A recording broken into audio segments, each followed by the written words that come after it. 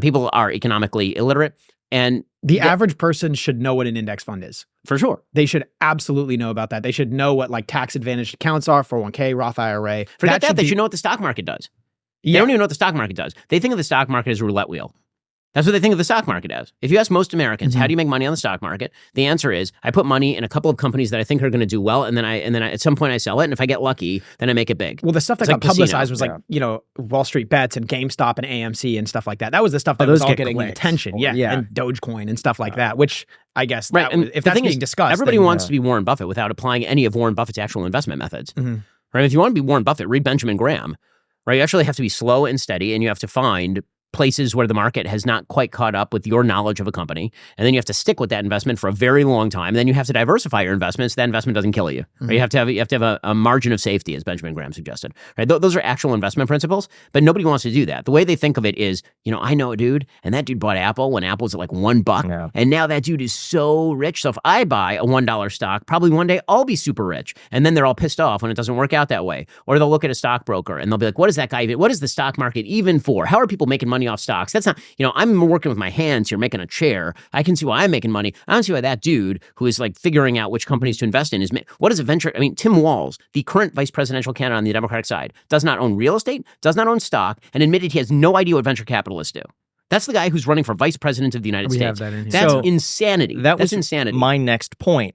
I posted on Twitter a while ago, and I got a very divisive response. I called it financially illiterate not to own these things. Half of my responses have said that it's good, that it's a good thing that he's not invested in the markets because he has no financial gain from certain policies whatsoever. What are your thoughts on that? I mean, I think that's ignorant. I mean, he certainly has financial gains from somewhere, meaning that he earned a salary.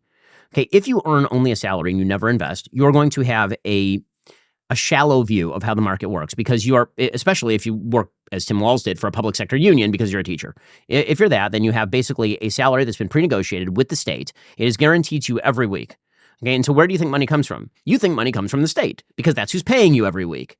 And then when it comes to all the things that actually generate innovation in the economy, you've had no relationship with those things. You've had no relationship with building of wealth by getting a mortgage and making a smart decision about real estate. You've had no relationship with the building of innovative companies by investing in the stock market, which is really what investing in the stock market is. The stock market is a giant pool of cash that is attempting to find innovative outlets that generate an ROI. That's what the stock market is. And that's why there are stock market failures. I mean, for every person who is succeeding on the stock market, there are a bunch of people who blew out on the stock market because the stock market is, in fact, a winnowing mechanism for the companies that ought to survive. And that's what the stock market is. But you need that pool of ready cash available so when a good idea comes along, somebody's willing to invest in it. That's what a venture capitalist does. He needs to know that because the thing that makes the country better, economically speaking, is not, in fact, just wages being paid. Wages have been paid to human beings throughout human history, literally for all of time. The thing that has changed how we live is innovation and entrepreneurship. And that's a relatively recent invention. That is because of property rights, and that is because of inventions like the LLC, which was a national invention. And it's also because, innovation, when not punished, when rewarded, will continue.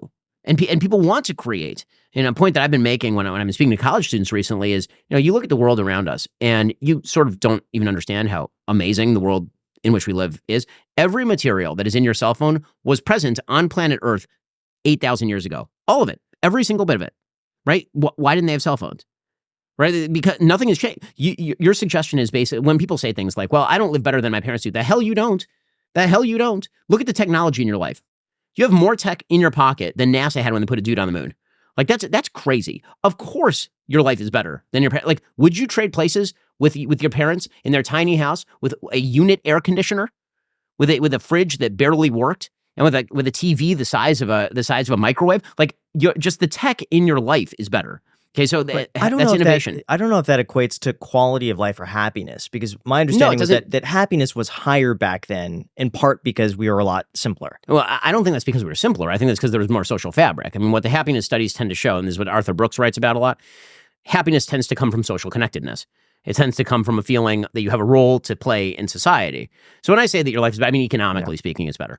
Because economically speaking, it is better. Economically speaking, you have a better car, you have a better microwave, you have a better TV, you have a better phone.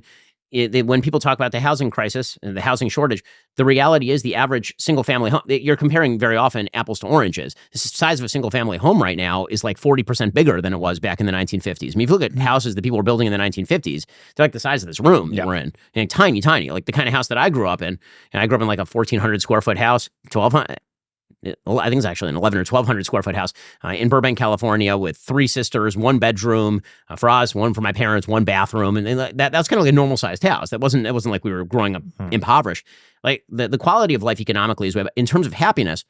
Economics doesn't always equate to happiness, obviously. I mean, you know a lot of people who are not particularly rich who are very, very happy, and you meet a lot of people who are very, very rich. I mean, I know billionaires who are deeply unhappy and have screwed up their lives beyond all recognition.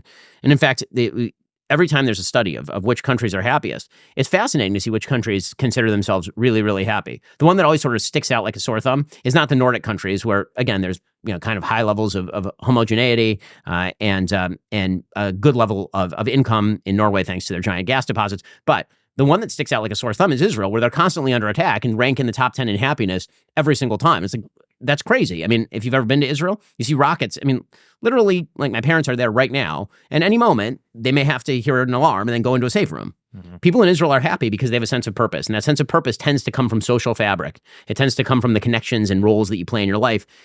So this is one of the mistakes I think the right makes too. The right will look at social disconnectedness, and they'll be like, if we changed our tariff policy, then that would fix it. Or if we had more tariffs and we brought manufacturing jobs back to the Rust Belt, that would fix it. Like, no, first of all, that's not going to bring enough manufacturing jobs back to the Rust Belt to actually make a market difference, and it's going to raise everybody's prices. But more importantly, the problem was not that the jobs left the Rust Belt. That's a problem. The bigger problem is that the churches left the Rust Belt. Tim Carney has written an entire book called Alienated America, where he compared economically like an area of Wisconsin with very high levels of happiness and social connectedness with an area of Ohio. And the average income in both these places are exactly the same. And one is completely desolate and one is thriving. And the question was why? And the answer is because one has a pretty thriving church. It turns out that sort of stuff really makes a difference in people's lives. Going back to financial literacy, it said that Kamala has $800 to $1.7 million invested, cash holdings of $500,000 to $1 million, and a house worth $5 million in Brentwood. And this is per her disclosures. Mm-hmm. Is there a chance she owns a lot more than this that's in an irrevocable trust somewhere that technically she doesn't own but has access Possible, to? But the reality is that I wonder how much of that wealth is also held in joint with Emhoff. Right? Emhoff was a very high-ranking entertainment lawyer in Los Angeles. Obviously, he's pretty wealthy. I mean, Kamala had been on a government salary pretty much her entire life from the time that she left law school. So, the idea that she was able to afford a $5 million house in Brentwood on a government salary, little hard to explain why that would be.